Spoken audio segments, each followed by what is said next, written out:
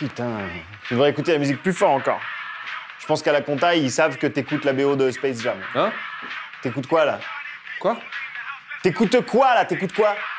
J'écoute quoi? Oui? Pearl Jam. Non, t'écoutes la BO de Space Jam.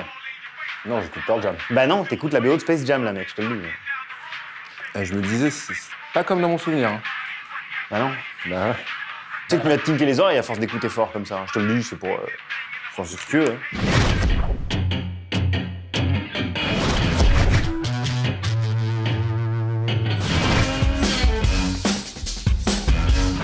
Pearl Jam est un groupe de rock américain formé en 1990 à Seattle. Ils font même partie de ce que la presse nomma le Big Four de Seattle avec Soundgarden, Nirvana et Alice in Chains. Cette année, Pearl Jam ne fête pas son anniversaire, pas de nouvel album de prévu non plus, mais vu qu'ils sont en tournée et qu'ils continuent de remplir des stades, et que pour certains et certaines, c'est peut-être un peu étrange qu'ils aient toujours autant de succès, et bah, top des meilleurs albums du groupe, c'est parti. Top 3, vous allez comprendre. Voilà.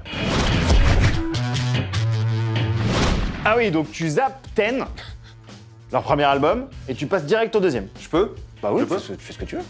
Ok, c'est toi qui subiras les foudres des commentaires, hein, moi je...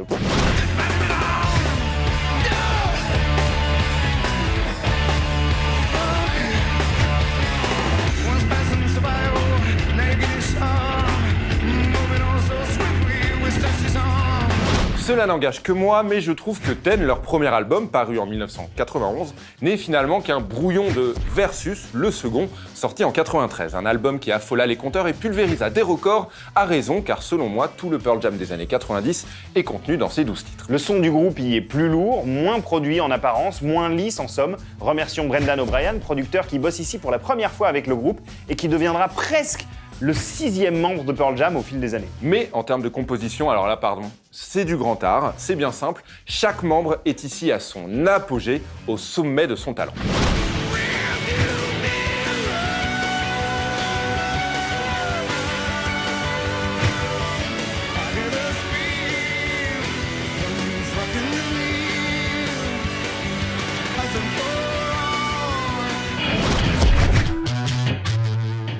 Ah ouais, bim, toi tu zappes aussi Vitalogy, leur 3e album. Eh ouais, eh ouais. Lâchez vos coms.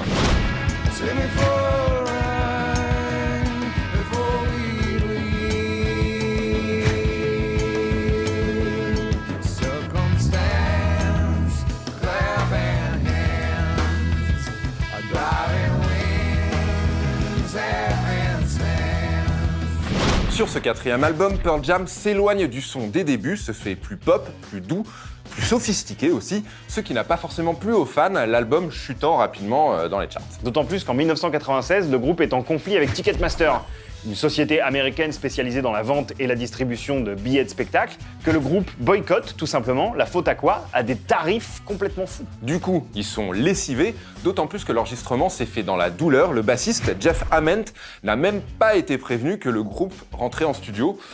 Bonne ambiance. Mais on trouve sur No Code l'une des plus belles réussites de toute la carrière de Pearl Jam. No man is facing boiling temps, like he's riding on a motorbike in the strongest winds. Binaural est le 6e album du groupe, il fut publié le 16 mai 2000 sur le label Epic.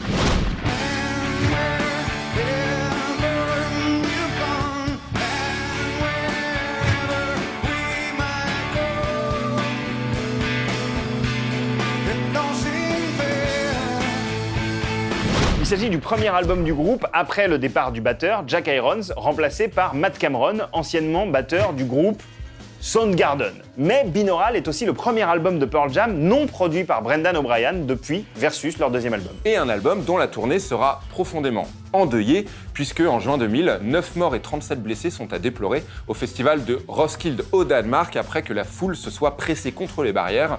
Le groupe tenta de calmer la foule, mais sans succès. Sachant tout cela, l'écoute de cet album est d'autant plus chargée en émotions, on va dire.